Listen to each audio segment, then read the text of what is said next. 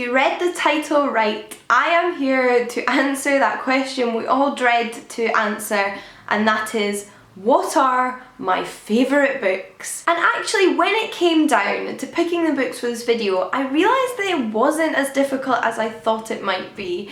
There aren't actually that many books that I read long enough ago to know that they will stay with me forever and have a real desire to reread again and again. And you know, these are actually my favourite books, and I don't feel bad saying that. They might change over time, especially since I find it difficult to consider books that I read in the past few months favourite books of all time, given that I haven't let them stew with me for long enough. But if this list does change, then you guys will be the first to hear about it. For now though, these are my top 10 books of all time, some of which are series really, but I will of course mention the first in the series specifically. What I've not included in this video is non-fiction, as I have done a separate top 10 non-fiction books of all time, which I will link down below. And I've not included children's books because there are so many children's books that had a massive impact on me growing up and that I still adore till today, and I think I would like to do a separate top 10 children's books. So these are predominantly fiction books. There's one collection of poetry and predominantly adult books. There is one YA book. But without further ado, what are you here for? That is to hear about my top 10 favourite books. So let's get into it. I will be intrigued to see though how many of you can guess what these will be, because I think you'll be able to guess some of them certainly. In no particular order, book number 1 is, of course, Sherlock Holmes, the entire collected works of Sir Arthur Conan Doyle's Sherlock Holmes series. I first discovered Sherlock Holmes when I was perhaps around 12, you know, I was kind of that pre-teen age, and it was actually through watching the Jeremy Brett Sherlock Holmes television adaptation that I discovered the stories, and I fell in love with the few episodes of that I'd seen. A good family friend had the video set and we watched them together and I fell in love, so I had to go home and read them, and luckily for me my dad owned a collected bind up of the novels, so I devoured the 4 novels in that bind up and went on then to read the short stories as well, and I just love these stories. I love the tone and narrative style of these stories. I find them so comforting and they wrap me up in a way that few other books do, and I really feel like I'm there and away from the rest of the world.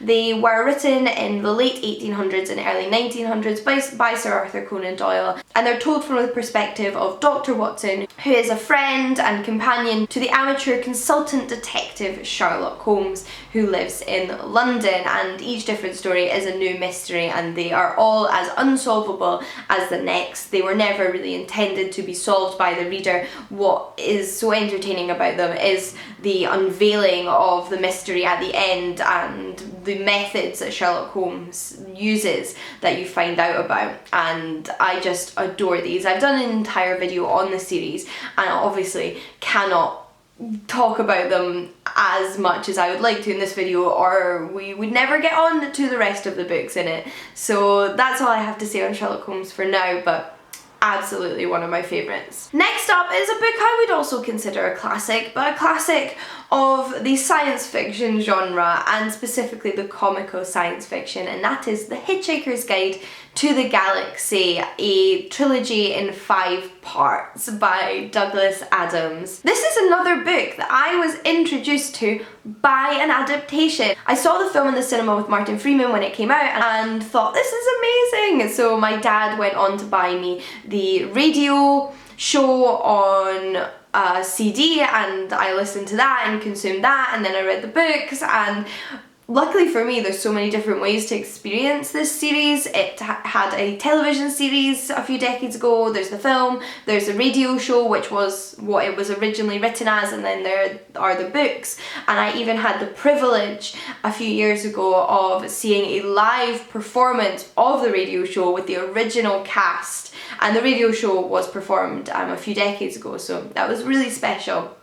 and I adored that. But the books are equally as good, and I would highly recommend them to anybody. They follow Arthur Dent, a human who discovers that his best friend Ford Prefect is actually an alien writing a book entitled The Hitchhiker's Guide to the Galaxy. Well, it's actually an updated version of a book that already existed, and he got stranded on Earth whilst exploring the universe to write this guide, and they escape Earth only when another alien race, the Vogons, come to demolish it to build a hyperspace bypass, and they end up hitchhiking through space with a few other entertaining characters. What more can I say? If that does not appeal to you, I don't know what will. It's so funny, there's so many fantastic characters, there's so much world building and fantastic alien races and planets, and just so much to get your teeth into, and so many witticisms, and I constantly quote and reference it in my real life, so it had to be on this list. If classic detective fiction and comic science fiction aren't for you though, perhaps my next recommendation will be, because it is a literary retelling of a Greek myth, and that is Margaret Atwood's The Penelopiad, which is from the Canongate Myth series and is Margaret Atwood's retelling of Homer's Odyssey, which is an ancient Greek epic poem, from the perspective of Odysseus, the protagonist's wife, Penelope. So predominantly set in Ithaca, the home of Odysseus, following his wife, whereas the Odyssey predominantly follows Odysseus on his travels away from home. So we get to see that other side of the coin. Although there are moments of Penelope's life in the Odyssey, it's not quite the same. And it beautifully incorporates different genres of Greek literature. She turns Penelope's maids in this story into a chorus, much like you would find in a Greek tragedy, and in that way it just beautifully strings together, you know, epic and tragedy, and gives it this modern spin in her writing, but it is set in antiquity, and it's told by Penelope after the events of the story while she's in the Greek underworld, the Elysian Fields, reflecting back on her life growing up, marrying Odysseus and waiting for him to come home from the Trojan War. It's beautifully written. I feel like I discover a new side to it every time I reread it, and it actually is one of the books that really led me to study classics at university. I'd never read any ancient literature before reading this book, which I believe I read around age 15. It was also one of the first pieces of kind of literary adult fiction I read, and the book that introduced me to Margaret Atwood. So I feel like it had a knock-on effect to a lot of my reading and academic preferences as an adult. And I think it's a wonderful in to the topic that might inspire more of you as well. I will get on to some actual ancient literature though, but in the meantime I want to mention another comic book, but this is a comic fantasy novel, and that is Going Postal by Terry Pratchett. This is part of Terry Pratchett's Discworld series, which are a large number of books that he wrote, all set on the same planet which he created, the Discworld. There are a few different series within his Discworld novels, however, and a few different places that you can start. I have a whole video on that if you're interested in checking it out. Going Postal is one of those series starters though, so a place that you could definitely start, and my favourite Discworld novel. It follows Moise von Lipwig, an ex-con man who is enlisted by the Patrician, who is in charge of the capital city of the Discworld, Ankh-Morpork, to revamp the post office. The post office has pretty much been downtrodden by the clacks, a little bit of a mixture between telegrams and phones, and you know, it's a mechanical invention to send messages through that kind of leads the post office to be lesser used, and the post office needs to be brought back to life. So that is Moise von Lipwig's job. But obviously the whole time he's just thinking, how am I going to get out of this situation? This is not what I'm interested in doing, but it's either do this or be hung. It is fantastic, hilarious, magical, sarcastic, the characters are brilliant. There's a fantastic character, Miss Deerheart, some amazing magical creatures. It is just so packed full of wonder and clever humour, and I adore this story so much. And I feel like there's new jokes every time I read it somehow. But like I said, I would mention some ancient literature. So let's do them all in one. I have 3 pieces of ancient literature I want to mention in this video. And I'm going to do them in order that I read them. And the first one is Apollonius of Rhodes' Argonautica, or in most translated editions titled Jason and the Golden Fleece. This is an epic poem, although a lot shorter than the works of Homer, that was written in the Hellenistic period. And it follows the Greek hero Jason, who is sent by his uncle to go on a mission that is supposed to be, you know, unachievable. He really just wants Jason to disappear or die, and that is to find the Golden Fleece and take it from the island of Colchis. It also stars well-known Greek heroes like Heracles, and it is full of different mythological characters and creatures, and of course also follows the relationship that begins between Medea, who is the daughter of the king of Colchis, and Jason. And this was one of the pieces of ancient literature that really convinced me that I wanted to focus on text as opposed to physical objects in academia, whereas before then I was still inclined towards the archaeological side of things. But I studied this piece of literature in my second year when I was a little bit torn between the texts and the physical objects, and it pushed me over the edge. I was convinced. I was a text girl. I adored this epic poem. There's so many layers to it, and it's very innovative. It really is new in comparison to all of the ancient literature that came before it. It does interesting things, much like a lot of Hellenistic art. And as I'll talk about it with the other 2, I did write my undergraduate thesis in part on this ancient Greek poem.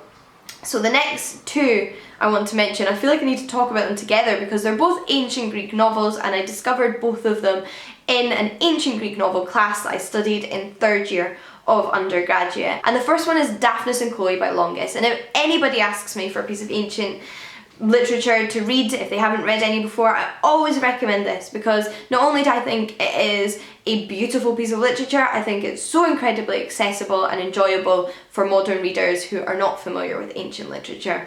It is only about 80 odd pages, so more of a novella, and it is a piece of prose fiction that follows our protagonists Daphnis and Chloe, who are a goat herd and shepherdess respectively on a small Greek island, and they fall in love with one another, or in lust, whatever you want to call it.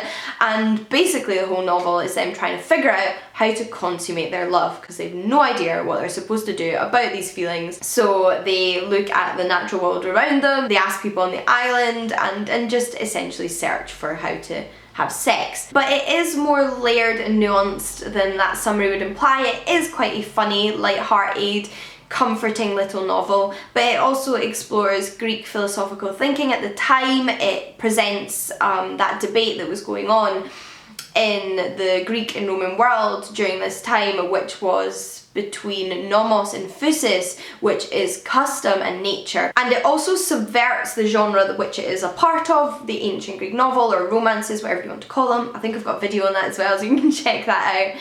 But it's very different from the other examples of the genre that survive, and it's very cleverly written.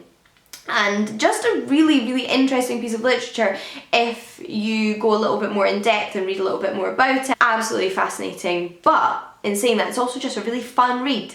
And the second one I want to mention is Leucippe and Cleitophon by Achilles Tatius. This too is an ancient Greek novel or romance, and it follows Leucippe and Cleitophon, who fall in love, run away from home, and are constantly torn apart by different events, then trying to find one another again, then being torn apart and finding each other one again. And it follows much more the traditional plot of this genre.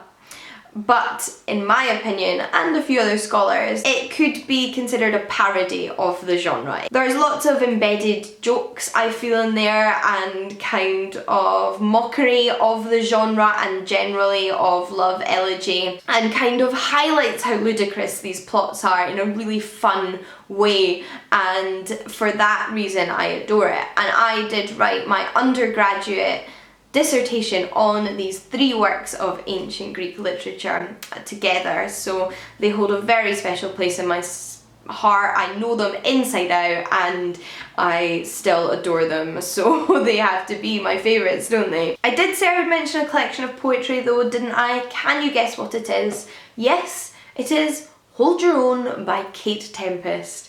I adore this collection of poetry. It was originally gifted to me by a good friend of my mum and I for Christmas one year, and I'd never heard of Kate Tempest before then, and I was instantly in love with her and read this in one sitting, and have since reread it and read poems from it when I fancy it, because each time they create really visceral emotions in me, no matter if I know what's coming and I'm familiar with the words already. And this collection of poetry is in part inspired by Greek myth. You don't need to be familiar with Greek myth to read it, however. In a way, Kate Tempest shows how these themes that were part of Greek myth have a place in the modern world, and demonstrates that we as humans today are our own mythology and have our own stories that are as important as these myths and gods.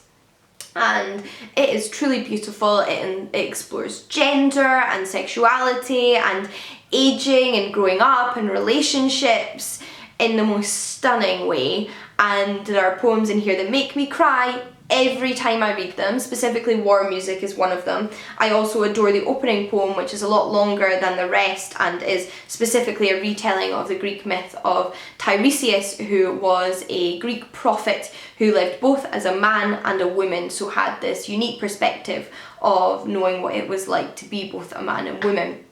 And I just think if you're not yet convinced by poetry and are looking to get into poetry, or are already a poetry fan, this is a book for you. I adore it. But moving away from Greek myths and ancient literature for now, I want to mention The Inheritance Cycle by Christopher Paolini, which begins with Eragon. This is an epic fantasy series which I think is often categorised as young adult, although it is an incredibly intricate world. It is beautifully built, there's so much to it, there are so many wonderful characters, and some wonderful female characters like Arya and Nasuwada. And in fact, if you're inspired by dragons, then Saphira too. But all of the characters I adore, good or bad. I think they are layered and complex, and I just love this fantasy series. It's probably the book that really instilled in me my adoration of dragons. I already loved dragons, but I think it really enforced that love in me when I read the first one as a teenager, and then I read the rest of them when I was in my early 20s. In fact, I think I might have been 20. It was around the time that the last book in the series was coming out. I went back to the beginning, started again, and read the whole series, and just adored it as much as I did, and since then have downloaded the audiobooks and re-listened to them. Sometimes I just listen to parts of them because I feel so a part of that world and feel like I can just jump in at random moments and join Eragon on his adventures with Saphira the dragon. It does follow our protagonist Eragon, a young farm boy who finds this strange stone in the forest, and what does the stone turn out to be? A dragon egg. He then becomes a dragon rider, and now it seems as though the dragon riders may have an opportunity to return and also to help Alagasia. There's dwarves and elves and political intrigue and relationships and magic and growth and dragons, and I don't know how else to sell it to you. I love this series. But lastly, whilst we're on the topic of dragons, my final book for this video is The Dragon Keeper and the subsequent sequels, which make up the Raining Wild Chronicles by Robin Hobb. This is a literary fantasy series set in Robin Hobb's world that she's created and has quite a few series within. It's the only series that I have read by her though, so I don't have the perspective of somebody who read it after reading the other ones. This was my first introduction to her world and I adored it. I'm also a massive fan of dragons, so it was of course the place I would go to start. And this is a multiple perspective fantasy series which is set in a world where dragons again seem to have pretty much died out. But there are these eggs which people have been waiting to hatch for hopefully the new generation of dragons to begin. But when they are born, these dragons are sickly and premature and not the dragons of of old that people are expecting, so they decide they essentially want rid of them. So they send them off on a journey with these people that they appoint as dragon keepers, and we follow the journey of these dragons and their keepers, as well as the crewmates of the ships that they sail on, and a few other interesting characters. There's a really fabby lady scientist who is fascinated by dragons and decides she wants to join the journey so that she can study dragons up close firsthand. And I just love this series, and I think Robin Hobb's writing is stunning, and what more can I say really? The only other book that didn't quite make the cut but was a potential to go on this list, but it's been such a long time since I read it that I found it a little bit hard to maybe say it was my favourite book of all time, but I do have very warm memories of it, and I do remember the experience of reading it as having been one of my favourite reading experiences ever, and that is Italian Folktales by Italo Calvino, which is essentially the Italian version of the Brothers Grimm. And I actually read this entire collection from cover to cover when I was about 11 or 12 or something like that, in the space of a week, because I just couldn't stop. I think that this video is plenty long enough. I had to do each of these books justice though, so I do apologise for going on so long about all of them. If there are separate videos I've done on any of these books or series, then I will of course link them down below so you can learn a little bit more about them. But do let me know if you managed to guess any of the books that would be in this video, if you adore any of these books along with me so we can gush about them, and if you have a favourite book of all time, I would love to know what that is. Until next time though, don't forget to check out my top 10 non-fiction books and look out for my top 10 children's books in the future. Happy reading, and I'll see you all again soon. Bye!